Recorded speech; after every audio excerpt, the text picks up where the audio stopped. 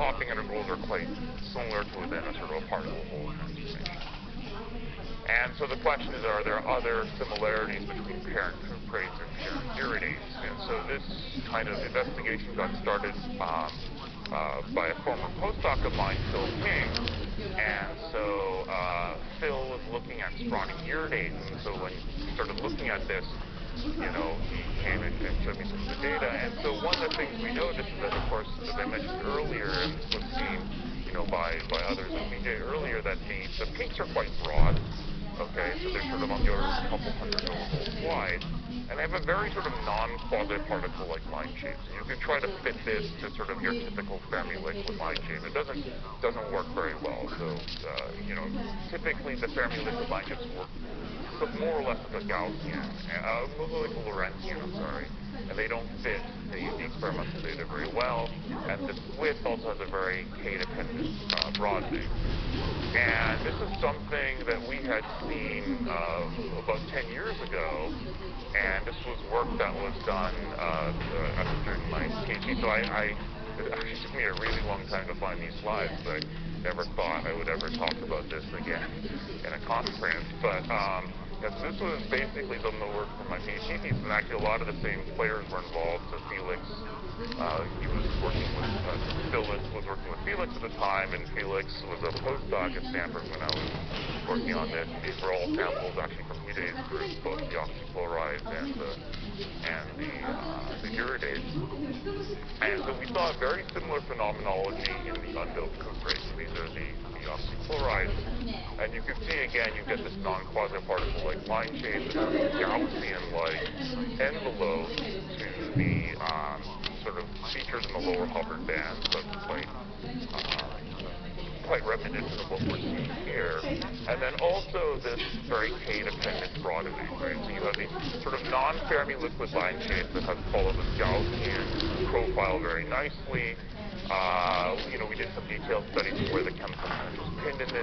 It's never, if you got the quasi-particle pool, you might expect it to get cut off. The chemical pins are always pinned very far above where the maximum intensity is. And this has a very strong both momentum dependence and a temperature dependence. It's not just due to one way to get this kind of broadening is to say, well, maybe it's impurities, but this is extremely broad, so you need a tremendous, if you're just sort of calculating a mean free path, you need a tremendous amount of impurities, like literally, every unit cell. Yeah.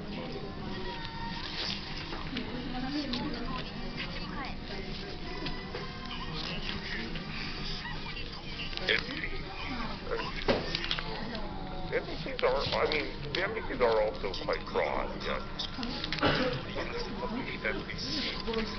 The insulator? No. I don't think it's a good reason that no one's done it. Usually the MDC analysis tends to be most useful in sort of, linear band systems, dispersing at the Fermi level, where the width is sort of well defined. So these are all, insulators. When you're looking near the top of the lower Hubbard band, of course, now you're at the place where the band velocity is nearly zero. So this MDC approximation actually breaks down, so you have to use a linear extrapolation of what the actual band velocity is. So it's not a super useful tool in that case. But they're broad. You're going to extrapolate. So, but we're quite sure, and actually this material itself is very clean. So in optical studies, you don't see a lot of dirt like you do in some of the other parent systems. So, it's unlikely that this is due to disorder due to both the large temperature and momentum-dependent broadening that we see here. And so to sort of explain this, we developed a picture, and this is based on Frank-Condon broadening. So this is what you would expect to be a small polaron. And so instead of having sort of, a well-defined band with a sharp quasi-particle pole, what you see here is when you sort of photo-emit, your actual real quasi-particle is something with very, very low weight, and you basically have this sort of manifold of, shake-off expectations. And this is basically what people see in sort of atomic physics, molecular physics, where basically if you take a hydrogen molecule and you photo-emit from it, right, this is basically the spectrum that you get. And so you get this sort of, manifold of lines here, just separated by the vibrational energies of the vibrational mode of the hydrogen ion. And so, there's some probability to leave it in some state where you haven't excited one, that's the 0, 0 mode.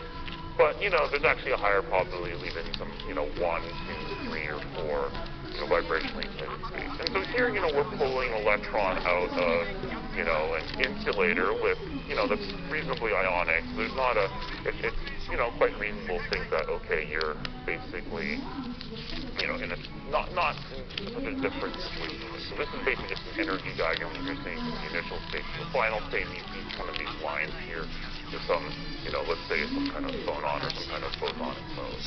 And so when you use this phenomenology, you get this sort of natural Poisson or Gaussian-like distribution of the line shape, which actually really nicely reproduces the data that we see very clearly. And of course, in comparison, this is sort of a nice Fermi liquid where it's much sharper, it's well described by fitting to a Fermi, strontium radiation fitted to Fermi liquid. So, yeah. In the simplest logical solution of that one whole where one neglects spin, there is a linear combining potential, right? Which is like sort of due to the Ising term. And this produces these discrete states. So is that what we're talking about here or not? No, so this was some work that we had done with Naoto Dagosa and Mishchenko, trying to, figure out what effective boson we were coupling to. And so they did a TJ model plus phonon calculation. And so, their conclusion was that this was probably due to some oxygen optical phonon that was there. And the idea was that because this is a large, you need a large coupling here. So their argument was that sort of when you flip the spin, you can't. It's hard to make a small polaron because you have to, when you flip the spin twice, it kind of goes back into itself. That was sort of their, my experimentalist take on their explanation. So it wasn't some kind of like string excitation, I think, is sort of what you're referring to, right? So that was, at least that was the theoretical sort of interpretation of the, this picture is of course very heuristic, so it doesn't matter what kind of boson you actually have. Okay, so one other material we wanted to look at was, we wanted to see if this was generic to other undoped parent iridates. So we started looking at barium iridate, and these are thin films that were grown by MBE by former postdoc in my group, Masaki Uchida, who's now in Tokyo. And so these are some very nice thin films of barium iridate. They're very, very similar electronically and magnetically to strontium iridate. They have very similar nail temperatures. The charge gap is quite similar, except it does not have this octahedral rotation along the 001 that is present in strontium iridate. So it doesn't have this frozen 6.3 phonon. The barium iridate actually has just nice sort of, 180-degree bonds. And these were grown under absorption control on presumium scanning of two other substrates. And so we thought, okay, well, let's kind of try to analyze this in a little more detail. So first of all, we wanted to see how sort of generic the electronic structure was. We compared what we saw in barium iridate to strontium iridate. And so, first of all, so you can sort of a 2eV energy scale. So these are the 3-half, 1/2 bands. You can see very nice dispersion, very clear features in the photo emission spectrum. And then, if we compare it side by side to a strontium iridate thin film that we also grew under similar conditions, you can basically see that, for instance, the bandwidth of these are nominally the JFX is 1/2 bands is sort of induced by comparison calculations, and the nominal 3/2 bands.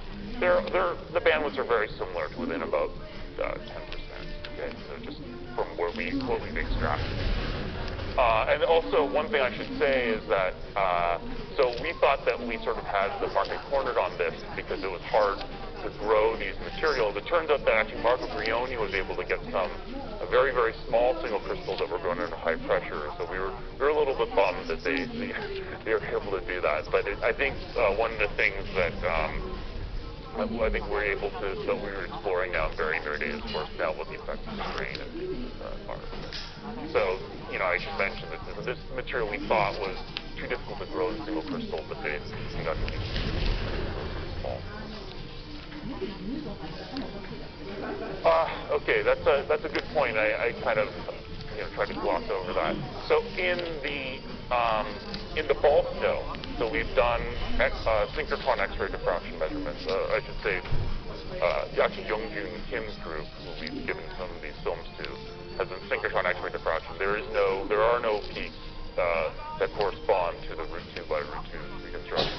We do see a very weak lead reconstruction in leads. Okay, so on the surface there might be some very small reconstruction, but we haven't quantified that number, but it seems to be very, very small because, I mean, roughly speaking, if you just compare the intensity of the 1.0 and the sort of R2 by 2 reconstruction, it's a very small intensity. So there is probably something on the surface. But one way you can tell is that, so for instance, strontium iridate, there's this feature of pi here.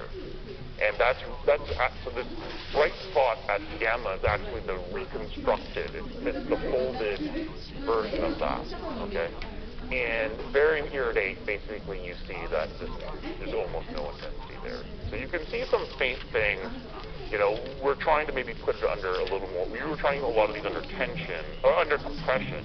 Put it under tension, I think we can probably destabilize this rotation. And so that way we can just entangle sort of magnetic zone folding with structural zone folding. So. We've done both above and below, and I'll show some temperature dependence actually in the next slide over here. So again, so now looking at the temperature dependence, so I mentioned that there was this large temperature dependent broadening in sort of the single hole excitation spectrum in these undoped iridates. So again, this is again a comparison with the cuprate.